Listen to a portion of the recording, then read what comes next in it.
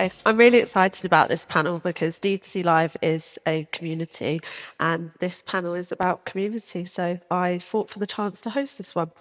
Um, can I get you all to introduce yourselves, starting from you? Yeah, so I'm Lucy from So Essential. I'm a director, owner, and we provide our customers with everything they need to enjoy their hobby of sewing and absolutely thrive on it. Hi everyone, I'm Ellie. I'm the founder of Recondition. We design more accessible fashion, so with the disability community in mind.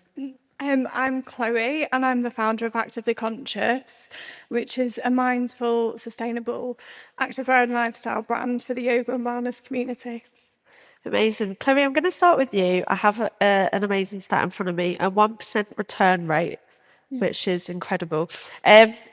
What are you doing at the product and brand level that makes customers that certain about what they are buying? I think it probably goes back to, because it is incredible. I used to work in fashion designing, and I used to work with brands that had a 75% return rate. So I understand the 1% is almost like unheard of, but I think what it is taking that time and being really intentional at the beginning of sourcing and developing your product and making sure like it don't cut those corners, because I've worked with a lot of brands that do cut corners and then it backfires on them with high return rates. And I think when you develop a product, you spend that little bit extra longer doing it, and then it surprises and delights the customer because, for example, in fashion, quality is like, it's just going down. So I think when they get something and they're like, oh my God, the quality's amazing, they want to keep it and then they want to buy more as well. Yeah, cutting those corners comes back to get you. Ellie, Recondition obviously designs with the disabled community rather than for them. What does that actually mean in practice, and why does it matter so much? So for us, it's really about like centering them at every stage of the process. So it's not just kind of like having a focus group and then walking away and trying to design in a detached way from our customer. They're really involved in like the brand on so many levels. And it's not just about like the features or the functions of the clothing, but it's also about the way it looks, because ultimately that is why people buy fashion, because it looks good, it makes them feel good. So yeah, it's really like integrating them into like every aspect of the brand. So it even comes to afterwards, like the customer experience of like the way that we've built our brand is centered around events a lot as well. So giving that value back to the customer, because obviously they are like helping us in being able to build the right products. So how can we give back to them in making sure that they're getting that value in return, not just in the product, but in actual like safe spaces that really allow them to kind of connect with each other and really feel like a community. So we've got loads of exciting events going on at the moment. We've got a really big one coming up with Factory International, which is so exciting.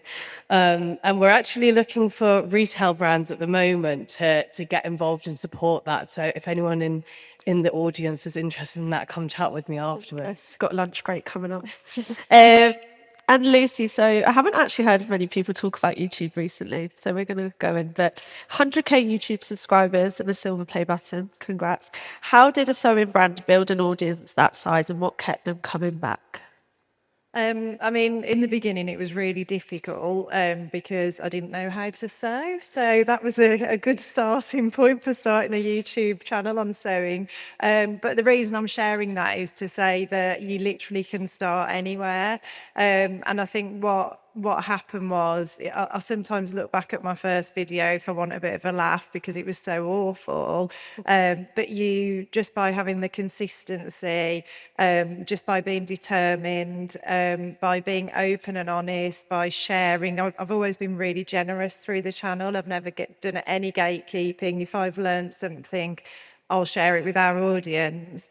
And I've always been myself. And my husband, who's also my business partner, always jokes and says, don't do that, Luce, whatever you do. But that is what has built the audience. That's what's built that engagement, and just keeping going with it and being consistent. And then also developing the right mix of content as well is really, really important. That's been an important part of it. And I think the generosity with the educational content, those are the videos that you'll release and, you know, you'll get a few thousand views, but nothing really. But you look back at it later and you've got hundreds and hundreds of thousands of views, and those people have come in and become loyal customers. So I think that's a good thing about YouTube. The videos are always going to be there. yeah, So it's always going to be relevant. Chloe, how do you translate a niche following into consistent revenue? Yeah, so this is a funny one because I was making sales through Instagram when I had 500 followers. So I think it's that thing where I think obviously there's a lot of Instagram stuff about you need this many followers and stuff, but I don't think that's necessarily true. I think it goes back to the product and the brand story and the mission in creating an emotional connection with the customer, because it only takes like a handful of the right people to then recommend your brand like to their community, and then it has a ripple effect. So I think it's just the words used all the time, but being authentic and just really it's almost having like a heart-led brand. And I think it's something which I know a lot of big brands try and reverse engineer to become more founder-led. But I think it's just, again, speaking to sort of what do people really want, what is a pain point, what is sort of missing in their life, and then speaking to that. And it is really surprising how you don't need a massive following, but you can get really loyal customers. So yeah, and also it's word of mouth as well. Like my brand is recommended a lot in the yoga community within Manchester and Cheshire. And a lot of the people in that community don't necessarily use social media. So events has been a big thing, like in-person events as well, yeah. Yeah, we love an event round here. Ellie, so accessibility and inclusion are words that I use a lot with some brands without really understanding them. What does getting it wrong look like, and what is the cost of that? I think a lot of big brands are really scared of getting it wrong, and that's, I think, been a real big barrier for like the adaptive and accessible fashion kind of market growing, is because that a lot of these big brands are so scared of getting it wrong. But I feel like getting it wrong isn't actually a bad thing at all, because you can only kind of learn from getting it wrong. And sometimes you have to get it wrong in order to get it right down the line. So for us, like, we've really always had the mentality through our socials and like through our narrative with our customer of like, tell us what's wrong with it, because that's how we're going to make it perfect. So I think like a lot of bigger brands who want to get into this space, that's almost what they need to do, is like, one, centering the customer at the middle of everything that you do, but also two, don't be afraid that you probably are going to get it wrong in the beginning, but that's not a bad thing. It's about how you recover from that mistake. I think it's so scary asking for people's opinions because you're vulnerable in a certain way, but it's so important, and that's how you grow and get better. Lucy, so you've built your community on knowledge and expertise rather than trends. How do you maintain that depth as you grow? I mean, it is difficult to do because obviously as your business gets bigger and the demands get bigger on you, it's hard to keep being generous with your time and with the information.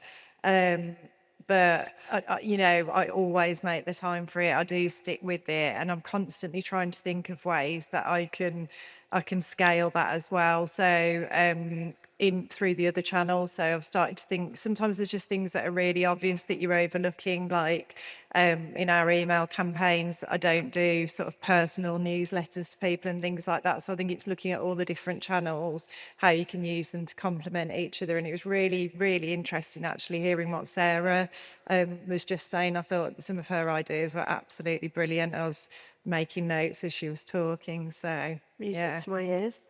And Chloe, we've obviously spoke with Ellie about events and how important they are.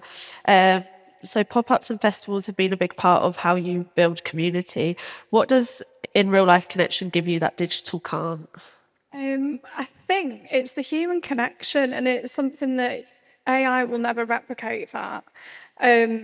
obviously you can ask Claude to try and become a human and do posts, but it will never replicate that person-to-person conversation that you have when they might feel your product and be really surprised at like how nice the quality is, which then sparks a conversation of what is it made of, what are the ethics behind it, then it builds more trust. And I think as well, like that, I think you were kind of saying it as well, Ellie, it kind of then is a jumping off point for new ideas, whether it's new product or other things that people have been looking for. And it's that insight that you can ask people to do on social media, but people have got a 3-second attention span. So you're going to hold someone's attention much longer when you speak to them, make eye contact. And it's just something so nice to have like a physical interaction with a brand, which is so much more memorable than just swiping through Instagram or getting an email. So yeah, it's just the human side of it, I think. Yeah, people remember faces, and I think it's so important. Ellie, your community is central to everything you make. How do you keep that relationship genuinely collaborative as the brand grows? I think that's a big thing we've been working on as we've been like planning to grow and scale the business, really. And I think it's just making sure that we've got like those genuine touch points with people. So in terms of the way we design, we're never going to be sacrificing that co-design process that we've built in the beginning. That is going to be something that is going to be integral to our brand, no matter how big we get. But I think like in terms of like the event side of things and just making sure that we always have those touch points, and how do we kind of like collect the information that we need to from our customer in those checkpoints without like it being ungenuine, if that makes sense. Definitely. And then same for you really, Lucy. So what does genuine engagement look like for So Essential, and how do you protect the quality of that relationship as the audience grows? I still am at the coalface quite a lot, like sometimes probably more than I should be. But I do speak to customers on the phone from time to time. I do sometimes dip into the emails. And like I say, I have to be careful not to veer too much into that because I love it. I love nothing better than speaking to our customers. But again, like everybody's been saying, you know, you do glean such a lot of useful information from that. You glean a genuine connection with your customers. And I'm always surprised at how far-reaching that is. You know, there's so many, literally every week we receive phone calls and emails from people saying, oh, I love your videos. Oh, you've really helped me, you know, and this gets passed on to me from the team, or occasionally I speak to one of those customers. And it is just so incredibly powerful. I'm going to finish off with another quick fire round. One word if possible, but online or in person, where does real community happen? Who wants to start? For me, it's definitely in person. Okay, Lucy? I would say online because, yeah, it's there. In person, definitely. Amazing. Well, thank you guys so much. Really appreciate it.